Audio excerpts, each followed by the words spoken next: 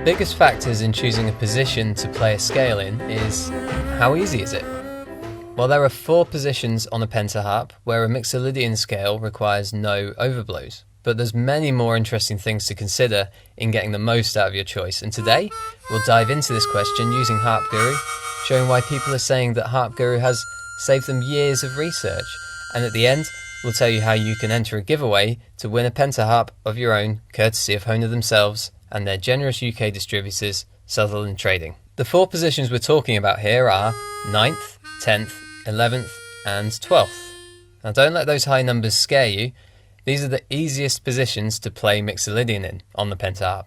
And if you're not familiar with positions and why they shouldn't scare you in general, then check out my Introductions to Positions video linked below.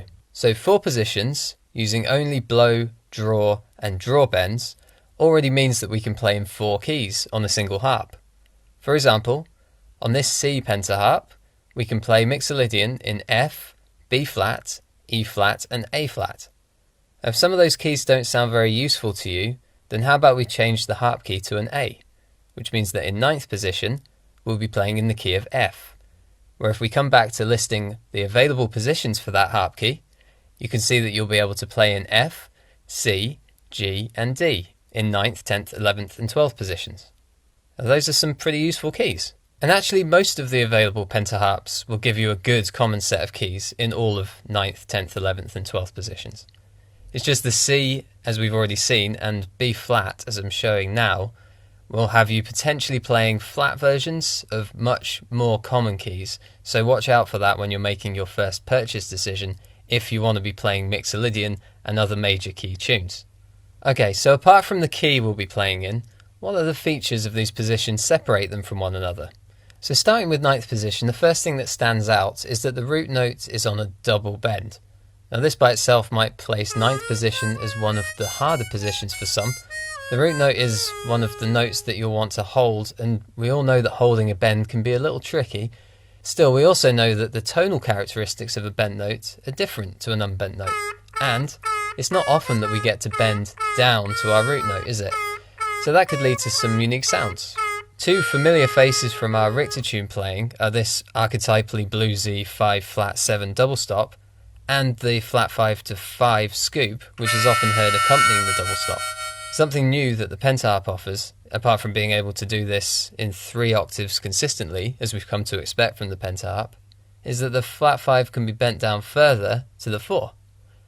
You only need to think as far as the 12-bar blues to imagine a 5 chord to 4 chord transition, which probably hasn't had a nice complete scoop applied to it very much. A Richter tune harp can do this in 5th position and also in 10th position, but only in 1 octave in each. And in 10th position, our root note is an overblow in 2 octaves, which is probably why none of us mortals have thought much about playing it. Now we're talking about the flat 5 here, which of course isn't actually part of the Mixolydian scale. But we do know that flat 5 can slide into many Mixolydian contexts, as can the flat 3. If you're playing a major blues, you'll often want to throw in some minor tension using these notes, and it's a shame that in 9th position the flat 3 is an overblow, putting it out of the reach of most of us. But hey, you know where it's not an overblow? Is in 10th position. In 10th position we have both the flat 3 and the flat 5, and look, the flat 3 is one of the unbent notes, which means that there aren't actually any unbent notes which would be considered wrong notes, at least in the blues, which should put your mind at ease. We've also still got the complete scoop from the 4 to the 5 through the flat 5, but we no longer have the 5 flat 7 double stop that we had in 9th position. Something Will Wild would approve of is that we've got both our root and our 5th on draw reeds, which means that we can get a lot of power and texture into them. The root and the 5th are amongst the most likely notes to be held in any context, so this is a great general purpose feature. And while we're on general purpose features, 10th is the only position which has a traditional triad on it. It's a minor triad, which unfortunately means it's not a perfect harmonizing accompaniment to the Mixolydian backing you'll be playing against, but there's bound to be good effect it can be put to yet. Looking at 11th position, we can see that we have something familiar again, and unique, so far at least, to 11th position, which is that we can scoop up from the flat 3 to the major 3rd.